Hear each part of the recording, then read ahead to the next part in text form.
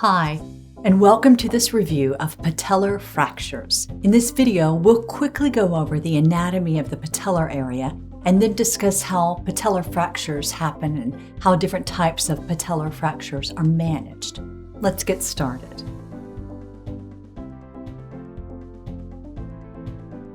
So firstly, let's remind ourselves of what the patella actually is. The patella, which is known as the kneecap, is a small, flat, circular bone that covers the knee joint.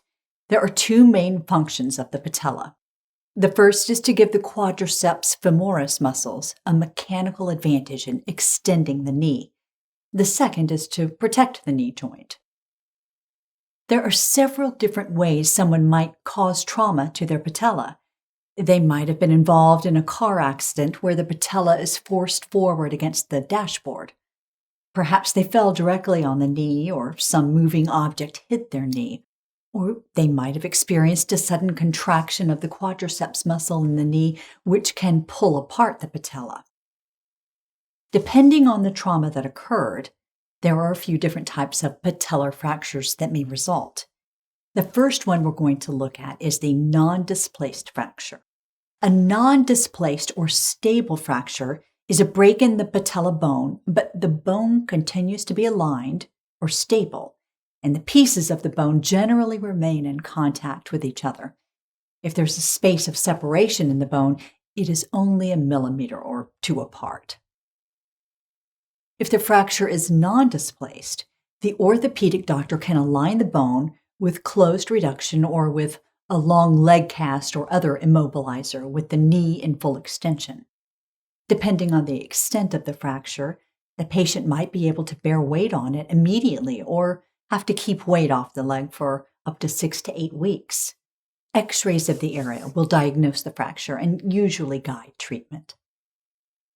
In a displaced fracture, the broken ends of the bone are separated and do not line up correctly. This separation could be vertical or transverse. The normally smooth joint surface may also be disrupted. This type of fracture often requires open reduction internal fixation, or ORIF, and continuous passive motion to manage properly. If ORIF is being used to manage the fracture, the orthopedic surgeons will make an incision in the affected area, reduce the bone if necessary, realign it, and internally fix it in place with wires, pins, or screws. The purpose and goal of this procedure is for the patient to be able to regain or maintain use of the knee joint for bending, leg straightening, and walking. In rare cases, if the patella cannot be repaired this way, the patient's patella may be removed, which would affect normal movement. Appropriate physical therapy interventions for displaced and non-displaced fractures are partial or weight-bearing, making sure the fracture is not stressed. For displaced fracture, eventual active assisted range of motion exercises may be required. The final type of patellar fracture we'll be looking at is the comminuted patella fracture. With this type of fracture, there are many breaks in the bone. The shattered bone can appear aligned or non-displaced, or not aligned, displaced.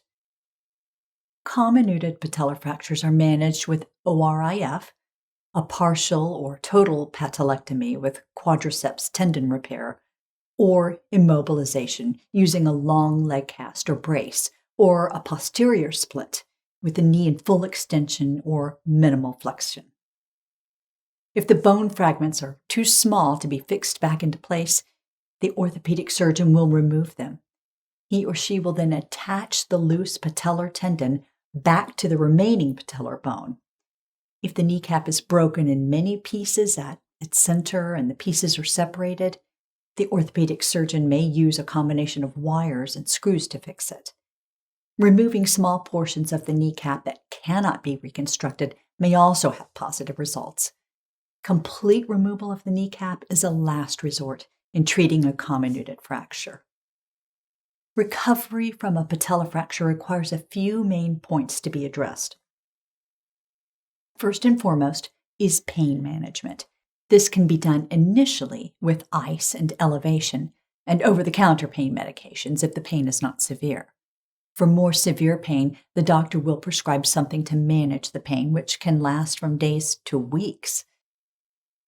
Next to consider is rehabilitation. Because the leg may be immobilized for a period of time to allow healing, the patient will want to work on regaining motion, relieving stiffness, and getting back to moving through physical therapy, which should also include strengthening exercises around the knee joint. Regaining strength and mobility will take time and depend on the severity of the injury. All right, before we go, let's go over a couple of review questions to see what you remember.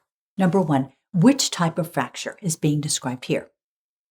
A break in the patella bone, but the bone continues to be stable.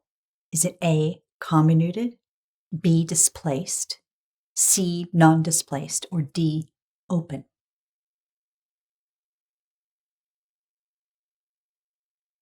Correct answer is C.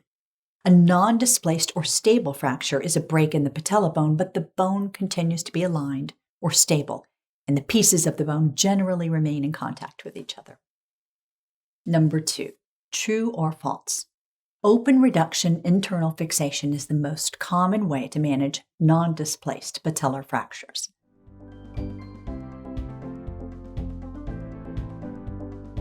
The correct answer is false. Open reduction internal fixation is not used to manage non-displaced fractures, but it is often used to manage displaced and comminuted fractures. That's all for this review. Thanks for watching, and happy studying.